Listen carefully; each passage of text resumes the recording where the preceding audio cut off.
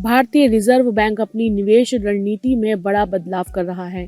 अमेरिकी treasury bond में भारत का निवेश 200 अरब डॉलर से नीचे आ गया है।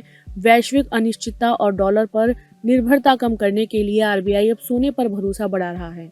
पिछले एक साल में भारत के स्वर्ण भंडार में महत्वपूर्ण वृद्धि हुई है, जो सुरक्षित भविष्य की ओर इशारा करती है।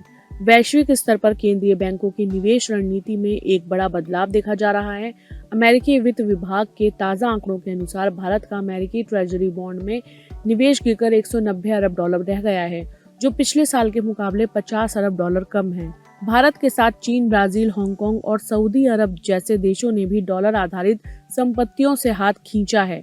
इसके विपरीत आरबीआई ने सोने पर अपना भरोसा बढ़ाया है। अक्टूबर 2025 तक भारत का स्वर्ण भंडार बढ़कर 880 मीट्रिक टन हो गया है।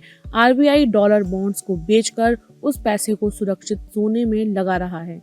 26 सितंबर तक आरबीआई के कुल विदेशी मुद्रा भंडार में सोने का हिस्सा 13% था। पिछले साल इसी समय यह 9% था, जब कुल भंडार रिकॉर्ड स्तर पर था। दुनिया भर में केंद्रीय बैंक सोने की कीमतों में बढ़ोतरी के बावजूद अपने भंडार में सोना जोड़ रहे हैं। इसकी वजह यह है कि आर्थिक अनिश्चितता के समय सोने को एक सुरक्षित निवेश के रूप में माना जाता है। रूस यूक्रेन युद्ध के बाद दुनिया के कई देशों के केंद्रीय बैंकों ने अपनी रणनीति बदली है। अब वे डॉलर पर अपनी निर्भरता कम कर रहे हैं और सोने की हिस्सेदारी बढ़ा रहे हैं। अक्टूबर 2025 तक वैश्विक केंद्रीय बैंकों का अमेरिकी ट्रेजरी में कुल निवेश 9 ट्रिलियन डॉलर था, जिसमें जापान और यूके शीर्ष पर बने हुए हैं, जबकि चीन और ब्राजील जैसे देशों ने अपना निवेश तेजी से घटाया है। चीन का निवेश एक साल में 760 अरब डॉलर से गिरकर 688 अरब डॉलर आ गया है। इस रुझान के अनुसार उभरती अर्थव्यवस्थाएं अब डॉलर की तुलना में सोने को अधिक सुरक्षित मान रही हैं।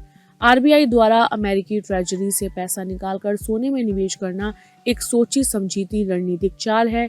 रूस यूक्रेन युद्ध के बाद जिस तरह से डॉलर को एक हथियार के रूप में इस्तेमाल किया गया, उसने दुनिया भर के केंद्रीय बैंकों को सतर्क कर दिया है। सोना न केवल आर्थिक संकट में सुरक्षा प्रदान करता है, बल्कि यह मूल्यांकन के अनुसार के जोखिम को भी कम करता है।